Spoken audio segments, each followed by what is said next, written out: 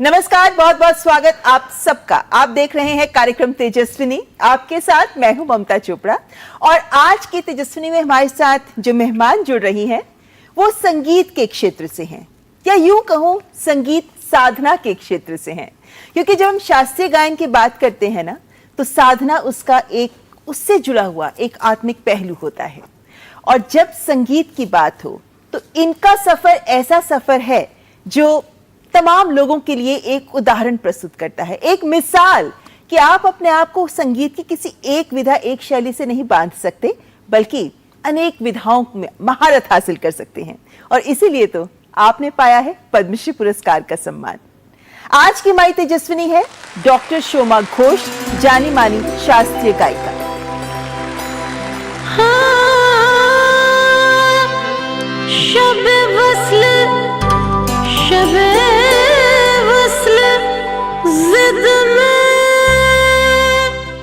अपनी मखमली आवाज से संगीत के सुरों को साधने वाली शास्त्रीय गायिका डॉक्टर शोमा घोष का संपूर्ण जीवन ही सुर तपस्या के प्रति समर्पित रहा है।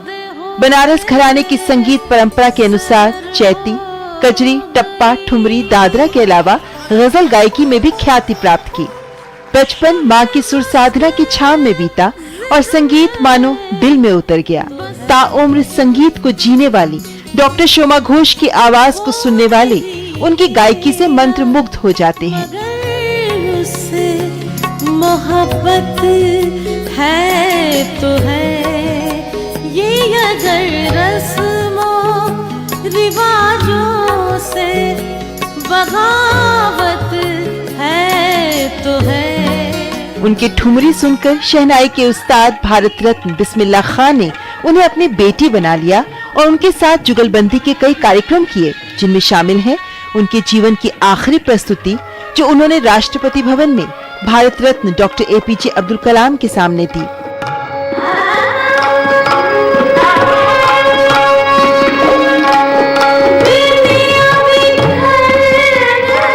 शोमा जी की गायकी का प्रभाव ही था कि डॉक्टर कलाम ने उनसे अपनी लिखी पोएम भी गवाई।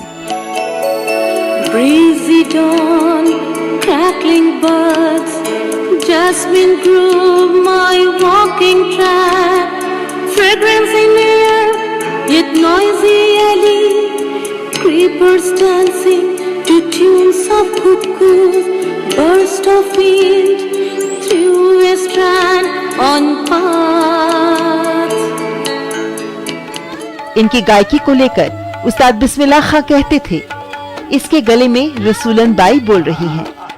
नौशाद अली साहब का कहना था, बहुत दिनों के बाद बंजर जमीन पर पहली बारिश की तरह आना है इनका, मुझे बेगम अख्तर की याद दिला दी। और वहीं पद्म विभूषण पंडित जसराज कहते थे, उनकी आवाज आसमान से आती लगती है। और देवानंद साहब का कहना था, she is a brilliant singer with a mind blowing range. Doctor Shoma Ghosh ने युवा पीढ़ी को लोक संगीत और शास्त्रीय संगीत के मूल रूप से जोड़ने के लिए पूरे देश का दौरा किया। आज भी छात्रों को संगीत से जोड़ने के प्रयास में जुटी है ताकि देश की संगीत परंपरा संरक्षित रहे। संगीत जगत में अपना स्थान बनाने के लिए उन्होंने जो संघर्ष किया और अपनी गुरु माँ बागेश्वरी देवी के अनुभव को देख उन्होंने गुमनाम कलाकारों और लुप्त प्राय वाद्यों को प्रोत्साहन देने के लिए NGO मधुमूर्छना बनाया। विभिन्न राष्ट्रीय अंतर्राष्ट्रीय मंचों पर सम्मानित डॉक्टर शोमा घोष ने अपने संगीत क्षेत्र के प्रति समर्पण के लिए हासिल किया पद्मश्री का सम्मान।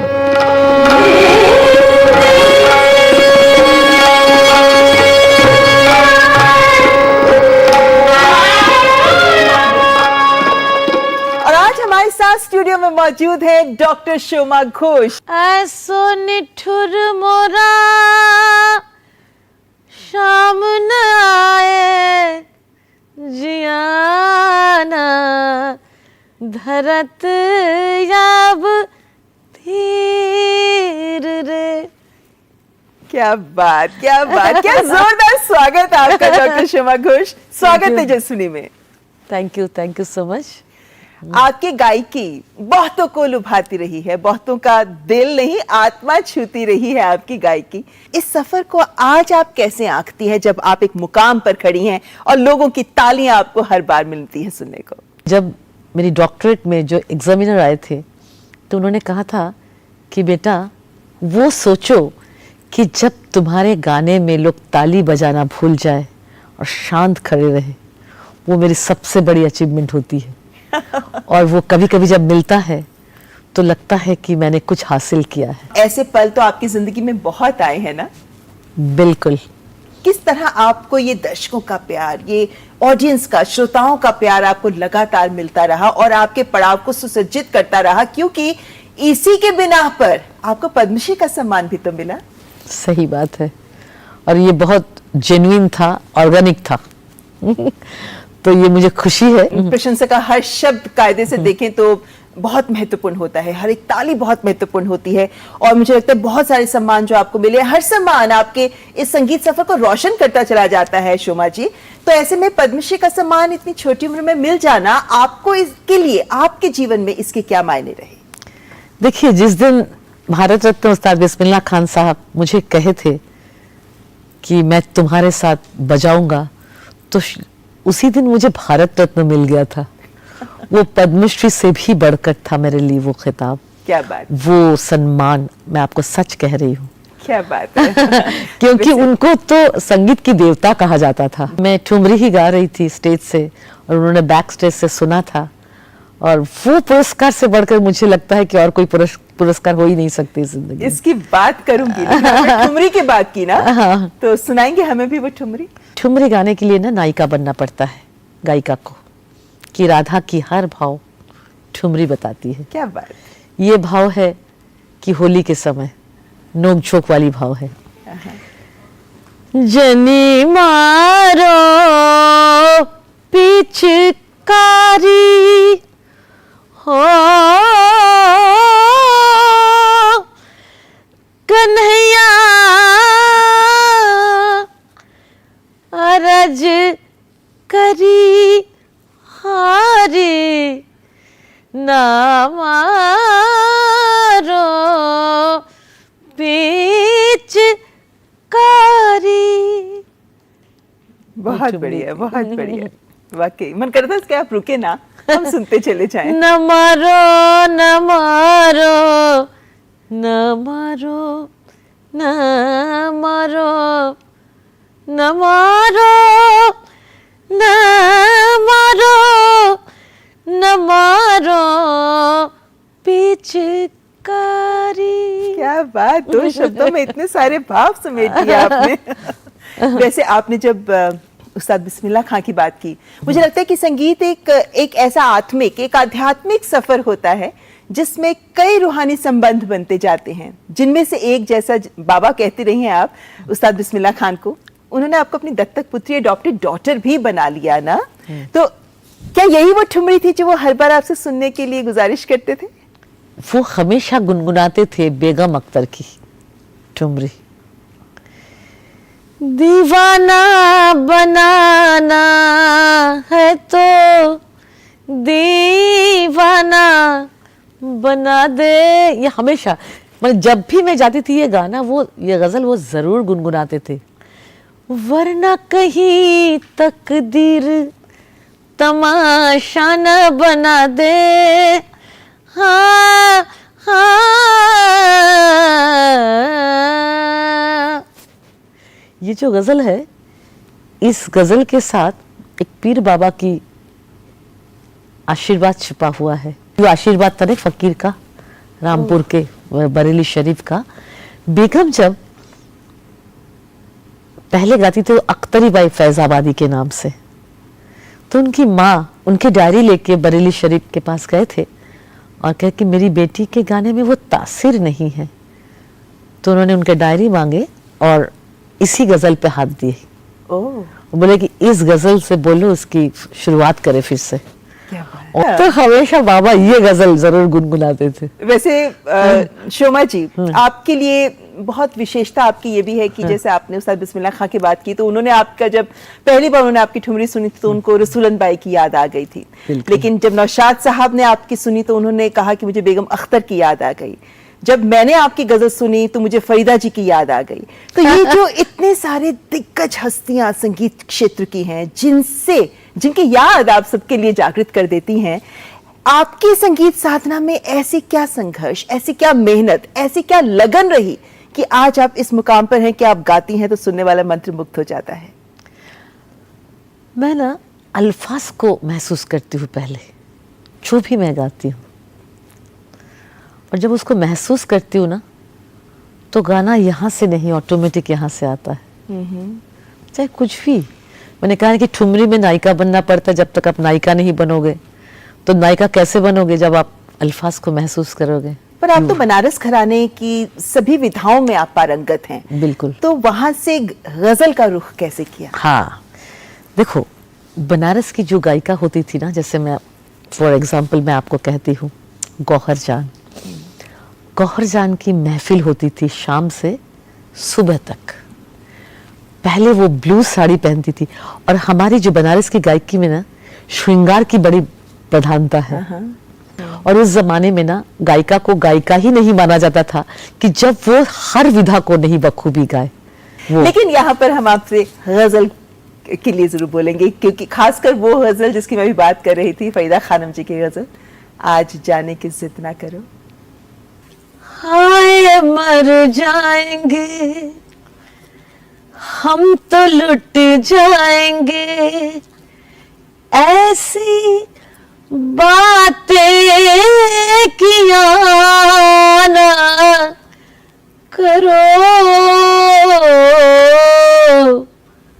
आज जाने की जिद ना करो, आज जाने की जिद ना करो, यूं ही यूं ही यूं ही यूं ही पहलू में बैठे रहो, यूं ही पहलू में बैठे रहो, हाय मर जाएंगे हम तो लुट जाएंगे, हाय मर जाएंगे हम तो लुट जाएंगे, ऐसी बातें किया ना करो। डॉक्टर घोष, बचपन में ही आपकी, क्योंकि मदर भी गाती थी, वो सिखाती भी थी, तो क्या ये माने कि आंख खोली आपने, बाद में संगीत के सुर पहले कान में पड़े? बिल्कुल। मेरी माँ श्रीमती अर्चना चक्रवर्ती जी बहुत बड़ी गायिका रही सेनिया घराने की, और वो मेरी आइडियल रही। अच्छा। तो वो जब मैं उनके पेट में थी तो वो काफ़ी स्टूडेंट्स को सिखाती थी, संगीत प्रभाकर की कोर्स करवाती थी, और जब मेरा जन्म हुआ तो मुझे गोद में लेके सिखाती थी। तो पेट से ही मेरा तालीम शुरू हो गई थी। हाँ। और मेरी माँ रविंद्र संगीत बहुत अच्छा गाती थी। क्या बात। अच्छा। जो दी तारे नाई चीनी गोश की शेकी आमाय নেবেছিনে সেই নব ফাল্গুনের দিনে জানি নে तेरे मेरे मिलन की ये रहना। आपकी माँ और आपकी ग्रैंड मदर वो लिखती भी थी ना?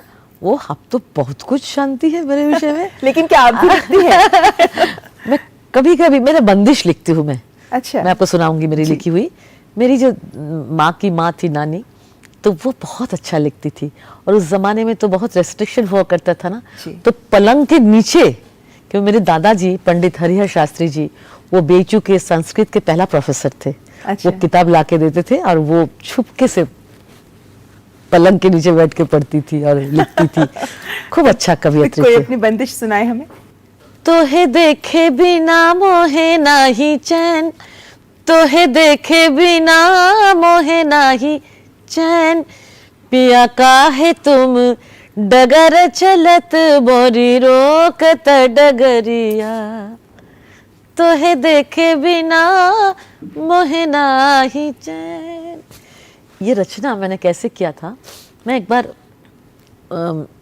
वहाँ पर मिरज गई थी, तब मैं बाबा से मिली नहीं थी, तो वहाँ पर ये जुगलबंदी है भारत रत्न उस्ताद बिस्मिल्लाह खान और बिलायत खान साहब की। डा डा डा डा डा डा डा ना ना ना ना ना ना ना ना, और बाबा आते से डा डा ना ना ना ना, तोहे देखे बिना मोहे नहीं जाए। क्या बात, वहीं से आपने वहीं से मैंने उसको कंपोज किया।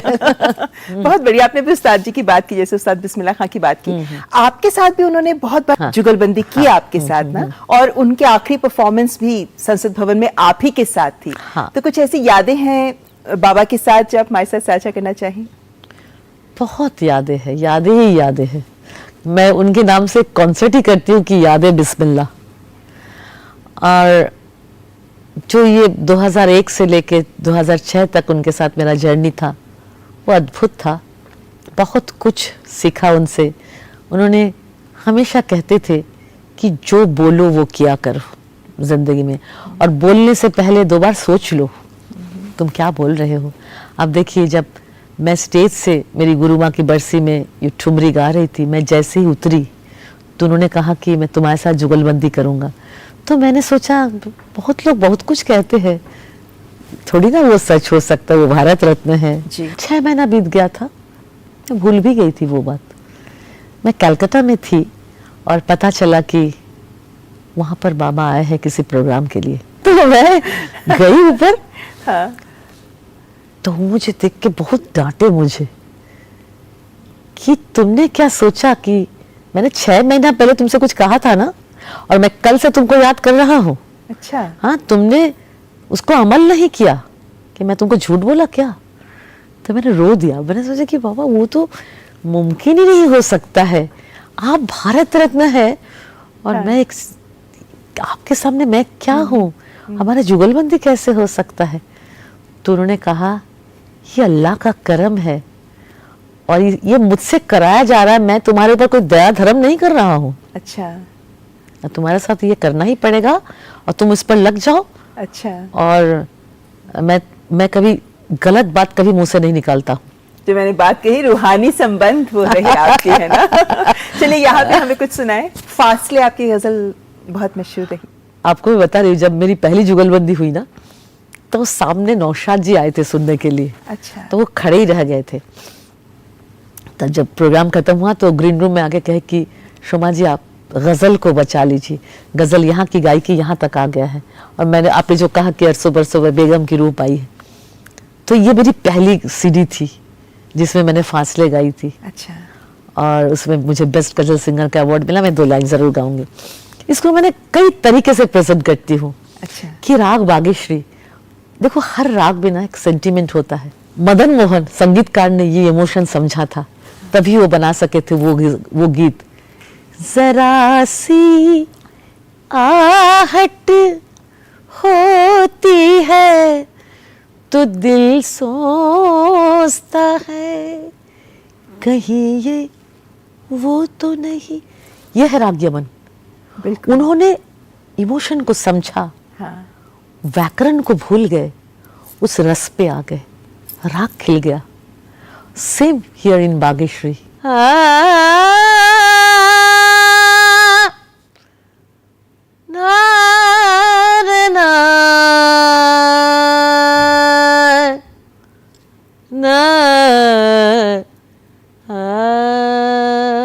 ये बागेश्वरी। कभी खुद पे कभी हालात पे रोना आया, फिर वही शाम वही गम वही तन्हाई है। क्या बात। दिल को समझाने तेरी याद चली आई है। वो आए नहीं, दिन भी गया रात हो गई। वो आए नहीं, दिन भी गया रात हो गई। दिल जिससे डर रहा था वही बात हो गई। फासले फासले ऐसे भी होंगे, ये कभी सोचा न था। सामने बैठा था मेरे और वो मेरा न था। फासले। बहुत बढ़िया, बहुत बढ़िया। ये हमारे दर्शक नहीं है, लेकिन मैं ताली बजाना चाहूंगी। आपने जैसे आपकी गायकी को देखकर, सुनकर एक अजीब सा एहसास होता है, कुछ ऐसा जो आपके दिल में उतर जाता है। मुझे लगता है आपकी, जैसे आपने जो गाया है, ये मेरे जहन में बहुत देर तक रहेगा, मुझे ऐसा महसूस होता है। लेकिन हर गायक, आजकल के दौर में हम देखते हैं कि हर गायक, उसे कोशिश होती है कि जब उसे गायकी आ गई, थोड़ी बहुत भी आ गई, तो वो शोहरत मिले, उसको प्रसिद्धि मिले, उसको पैसा मिले। लेकिन इन चीज़ों ने आपको कभी आकर्षित नहीं किया? क्या सुंदर प्रश्न किया आपने, कितनी बड़ी प्रश्न है ये। मैंने कभी भी मैंने पैसा तो ज़िंदगी में चाहिए, लेकिन मैंने संगीत से प्यार किया। मैं आपको दिल से बता रही हूँ, दिल से कह रही हूँ कि हमें संगीत से प्यार है। हमें, मेरे ज़िंदगी में इतने बड़े बड़े संत, इतने बड़े बड़े संगीत के लोग हमारी ज़िंदगी में आए। मेरी माँ एक मन से फ़कीर थी। जिस दिन बाबा भारत रत्न बिस्मिल्लाह खान मुझे कहे कि तुम्हारे साथ मैं जुगलबंदी करूँगा, उन्होंने मुझे बैठा के एक बहुत बड़ी बात कहे थे, तुम बिल्कुल फ़कीरी में रहना, बिल्कुल फ़कीरी में रहना, नहीं तो तुमसे सब कुछ छीना जाएगा, ऊपर वाला नहीं रखेंगे। अच्छा। और उन्होंने कहा था कि सुर महाराज, हाँ। कि सुरी वो है, ईश्वर है। हाँ। उन्होंने ये भी कहा था कि जब रियाज समझ के करोगे तो तासीर नहीं मिलेगी, जब तक उनका नूर नहीं आएगा तो उसका कोई असर ही नहीं है। हाँ। और जब तुम रियाज को इबादत, पूजा समझ के करोगे कि ये ईश्वर है, स्वर में ई लगने से ईश्वर होता है, सुर में अ लगने से असुर होता है। हाँ। तो सुरी ईश्वर है। हाँ। नहीं तो अ हो जाएगा असुर। तो बोलते कि वो दिखाई नहीं देता, जैसे स्वर दिखाई नहीं देता है, तो वो भी दिखाई नहीं देता है। और यही है सब कुछ।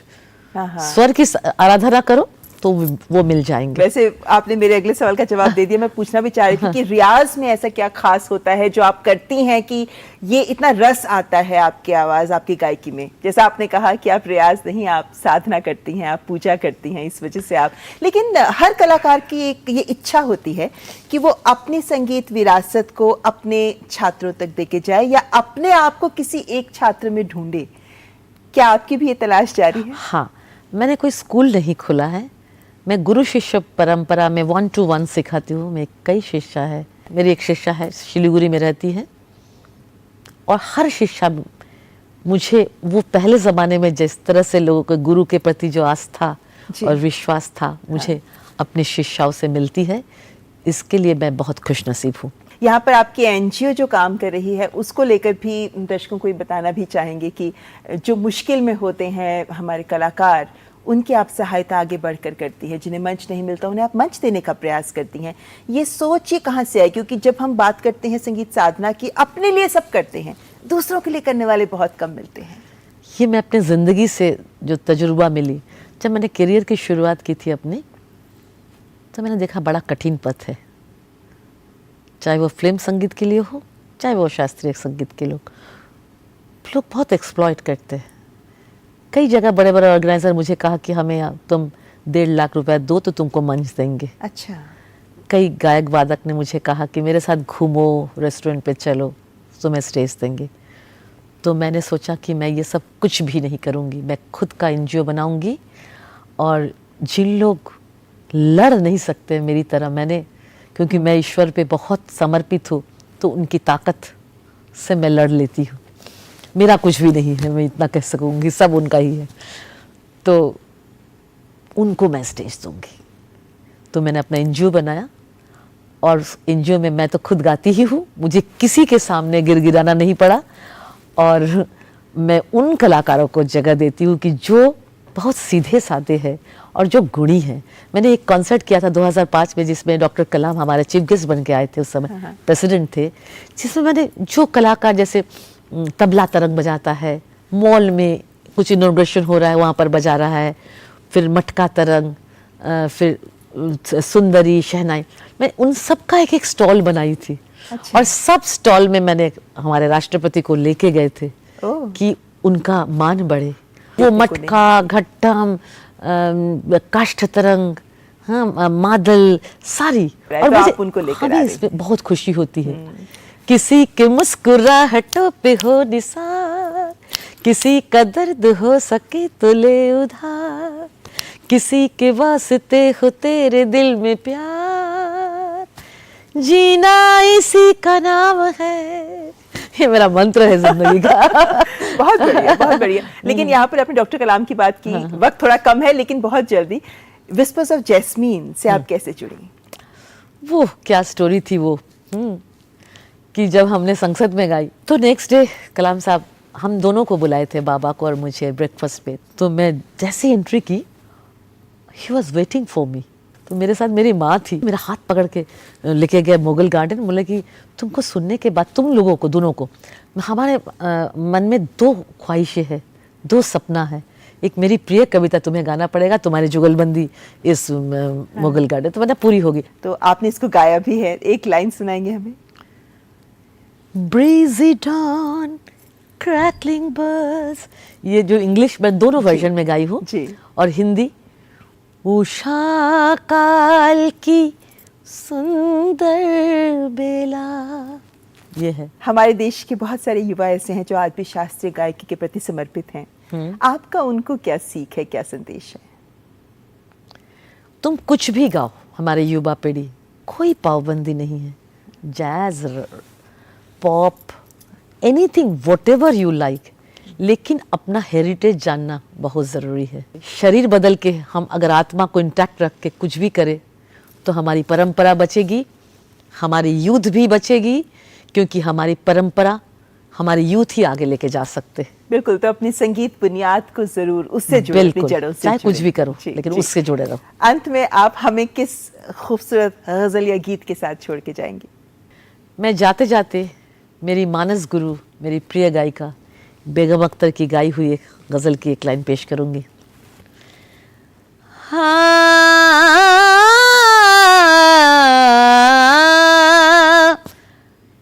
हमारे प्रिय श्रोताओं के लिए। मेरे हम नफस, मेरे हम नवा, मुझे दोस्त बन के दगा न दे, मैं हूँ दर्द इश्क से जां बलब, मुझे जिंदगी की दुआ न दे, मेरे हम नफस। और अंत में आपका धन्यवाद करना चाहेंगे इतने सारे पल हमारे साथ बिताने के लिए और तेजस्विनी का हिस्सा बनने के लिए। बहुत बहुत शुक्रिया।